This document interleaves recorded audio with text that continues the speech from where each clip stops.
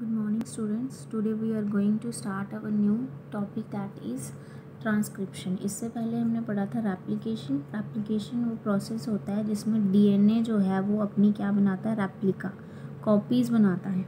तो हमने central dogma के बारे में पढ़ा हुआ है। उसमें क्या होता है कि डीएनए से आरएनए, आरएनए से बनता है प्रोटीन।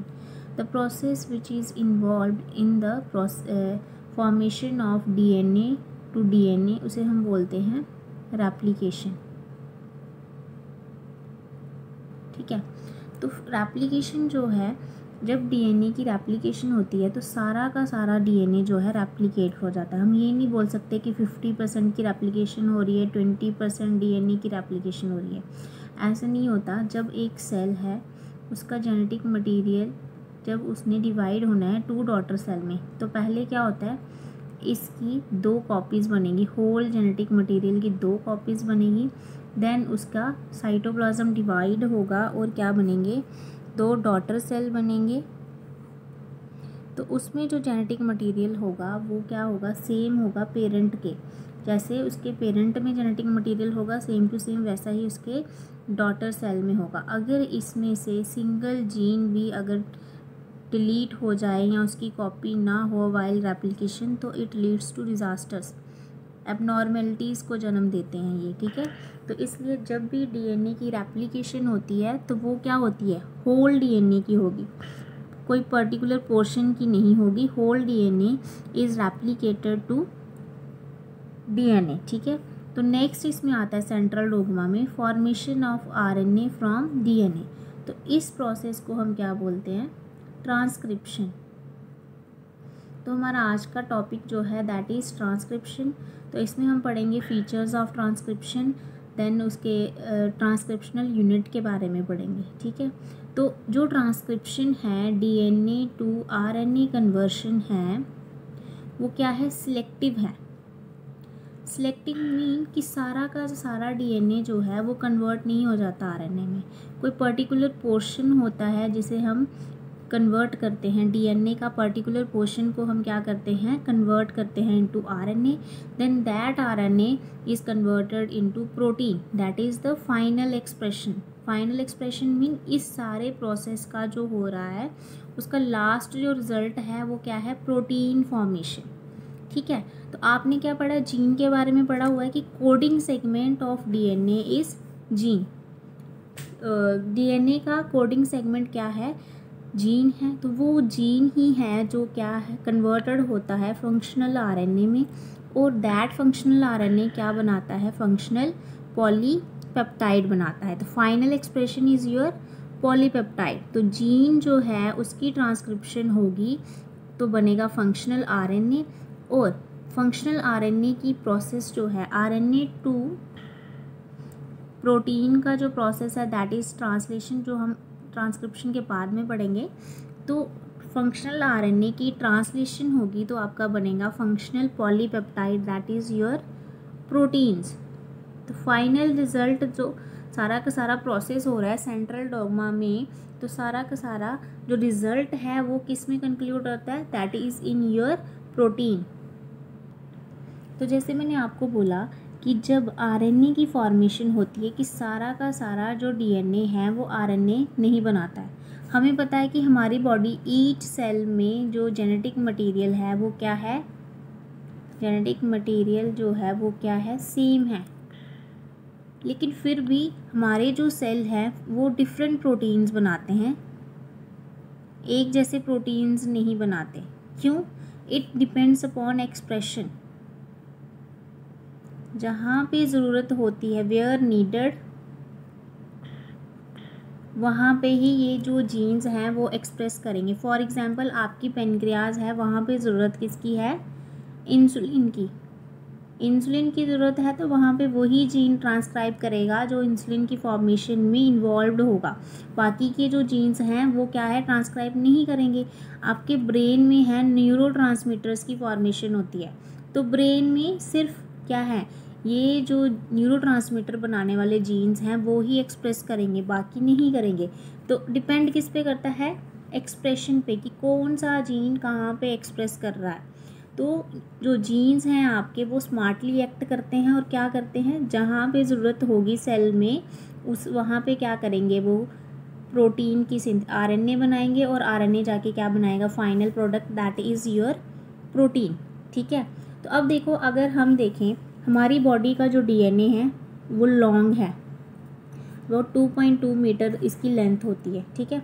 अगर ये सारा का सारा डीएनए जो है वो आरएनए बन जाए, ये प्रोसेस ईच सेल में होगा, सबका सभी सेल का जो जेनेटिक मटेरियल है सेम है, सभी में इतना ही डीएनए प्रेजेंट है।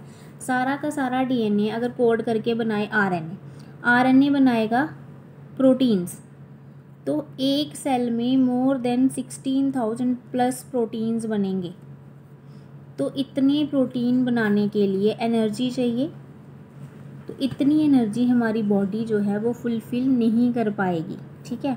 और क्या होगा, इस एनर्जी को इतनी एनर्जी की फॉर्मेशन के लिए हमारी बॉडी जो है कैपेबल नहीं है, और हर जगह पे हर प्रोटीन की ज़रूरत नहीं है। इंसुलिन की प्रोटीन हमारी ज़रूरत हमारी माइंड में नहीं है, ब्रेन में नहीं है। न्यूरोट्रांसमीटर की ज़रूरत जो है वो ब्रेन में ही है, बाकी जगह पे नहीं है।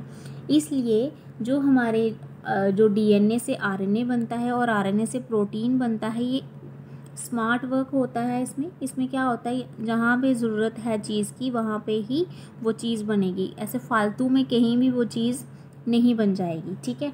अब देखो कम्प्लीमेंटेरिटी, ये भी एक कैरेक्टरिस्टिक है। तो हमने जब डीएनए की रेप्लिकेशन में पढ़ा था तो दोनों स्ट्रैंड जो होते हैं वो क्या होता है, कम्प्लीमेंट्री होते हैं। अगर आपको एक स्ट्रैंड का सीक्वेंस पता है तो दूसरे स्ट्रैंड का सीक्वेंस आप पता लगा सकते हो। फॉर एग्ज़ाम्पल, ये आपके जो डीएनए था इसको अनकॉइल किया सिंगल स्ट्रैंड में, एक का सीक्वेंस ये था तो दूसरे का हमने पता लगा लिया। कैसे कि ए के अपोजिट टी होता है, टी के अपोजिट ए होता है, सी के अपोजिट जी होता है। ये तो आपको क्लियर है। तो जब ये आरएनए बनाएगा, ठीक है, तो क्या होता है, हमें पता है कि जो डीएनए में टी प्रेजेंट होता है और आरएनए में यू प्रेजेंट होता है। In case of RNA uracil is present और थायमिन जो है उसको डिस्प्लेस कर देता है ये। ठीक है। तो जो आपका डीएनए है, जब आरएनए की फॉर्मेशन होती है, both the strand do not act as template, दोनों के दोनों स्ट्रैंड टेम्पलेट एक्ट नहीं करेंगे। जैसा कि किस में होता है, रेप्लिकेशन में क्या होता है, ऐसे होता है आपका डबल हेलिकल स्ट्रक्चर, तो ये ऐसे रेप्लिकेशन फॉक बनती है, यहाँ पे भी न्यू बनता है और यहाँ पे भी न्यू बनता है। तो दोनों स्ट्रैंड क्या कर रहे हैं, एज अ टेम्पलेट एक्ट कर रहे हैं। लेकिन इन केस ऑफ ट्रांसक्रिप्शन दोनों स्ट्रैंड जो हैं वो क्या करेंगे, टेम्पलेट एक्ट नहीं करेंगे। इन दोनों में से एक ही स्ट्रैंड जो है वो क्या करेगा, एक्ट करेगा एज अ टेम्पलेट। अब देखो, ये वाले ने ऐसा एमआरएनए बनाया और इस वाले ने ऐसा। जब आप इन दोनों को देखोगे तो ये क्या है, एक दूसरे के कम्प्लीमेंट्री हैं। यू जो है ए के साथ बॉन्ड बनाएगा, ए यू के साथ, सी जी के साथ, जी सी के साथ। ठीक है। तो अगर दोनों टेम्पलेट एक्ट करेंगे तो ये दोनों क्या करेंगे, आपस में क्वाइलिंग कर सकते हैं। इसकी वजह से क्या होगा, डबल हेलिकल आरएनए बनेगा और डबल हेलिकल जो आरएनए है उसकी ट्रांसलेशन जो है वो डिफ़िकल्ट है। ठीक है। अब देखो, ये सीक्वेंस है कम्प्लीमेंट्री हैं, तो आपका एक टाइप का जो जीन है वो मोर देन डिफरेंट प्रोटीन्स बना रहा है, जिसकी वजह से भी क्या हो जाता है, एबनॉर्मलिटीज़ के चांसेस जो हैं वो बढ़ जाते हैं। नेक्स्ट आपका है इम्पॉर्टेंट एंजाइम, कि ट्रांसक्रिप्शन में जो इम्पॉर्टेंट एंजाइम इन्वॉल्व होता है वो कौन सा है। डीएनए रेप्लिकेशन में था DNA dependent DNA polymerase, DNA पे डिपेंड होके डीएनए पॉलीमरेज क्या था, पॉलीमर बना रहा था न्यूक्लियोटाइड्स के। ठीक है। तो जब डीएनए से आपका क्या बन रहा है, आरएनए बन रहा है, तो DNA dependent RNA polymerase, DNA पे डिपेंड होके आरएनए बन रहा है। ठीक है। तो इसमें जो इम्पॉर्टेंट एंजाइम है ट्रांसक्रिप्शन में, डीएनए डिपेंडेंट आरएनए पॉलीमरेज, इसकी जो एक्टिविटी की डायरेक्शन है सेम है जैसे डीएनए पॉलीमरेज की थी, 5' to 3' एंड। अब नेक्स्ट है आपका ट्रांसक्रिप्शनल यूनिट। तो ट्रांसक्रिप्शनल यूनिट जो है वो 3 रीजन्स होते हैं उसमें, promoter, structural gene and terminator. Promoter में क्या होता है, ओरिजिन ऑफ सिंथेसिस प्रेजेंट होता है, ठीक है। आरएनए पॉलीमरेज जो है वो यहाँ पे क्या करेगा, बाइंड करेगा प्रमोटर पे और इनिशिएट करेगा सिंथेसिस ऑफ आरएनए। ठीक है। स्ट्रक्चरल जीन क्या है, it is the region coded to RNA. ये वाला जो रीजन है, स्ट्रक्चरल जीन वाला जो रीजन है, उसको क्या करता है, वो आगे जाके क्या बनाता है, आरएनए बनता है उसका। टर्मिनेटर क्या है, स्टॉप करता है, ये स्टॉप्स द प्रोसेस। ये सिग्नल्स प्रोवाइड करेगा कि अब आपकी ट्रांसक्रिप्शन जो प्रोसेस है वो कंप्लीट हो गया है, अब इसको यहाँ पे रोक दो। ठीक है। तो जैसे कि हमें पता है डीएनए जो है वो डबल स्ट्रैंड है, तो हमें कैसे पता चलेगा कि उसमें से टेम्पलेट स्ट्रैंड कौन सा है, कोडिंग स्ट्रैंड कौन सा है। टेम्पलेट मीन जिसको जो बनाएगा आरएनए, और कोडिंग वाला का उसमें जैसे कि नेम है कोडिंग, बट इसका कोई इतना इम्पॉर्टेंट फंक्शन नहीं होता, इसको एज अ रेफरेंस यूज़ किया जाता है। ठीक है।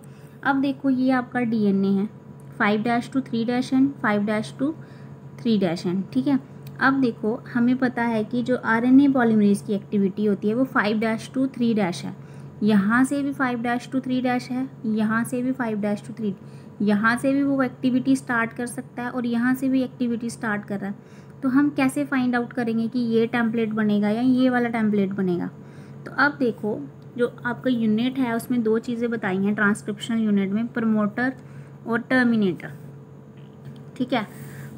अब देखो अगर ये वाला प्रमोटर जो है वो यहाँ पे प्रेजेंट है और टर्मिनेटर जो है वो यहाँ पे प्रेजेंट है, तो आपकी ट्रांसक्रिप्शन यहाँ से स्टार्ट होगी 5' to 3', क्योंकि प्रमोटर है यहाँ से सिंथेसिस स्टार्ट होती है, टर्मिनेटर है यहाँ से सिंथेसिस स्टार्ट नहीं हो सकती। टर्मिनेटर क्या है, ये स्टॉप करता है, इनिशिएट नहीं करता।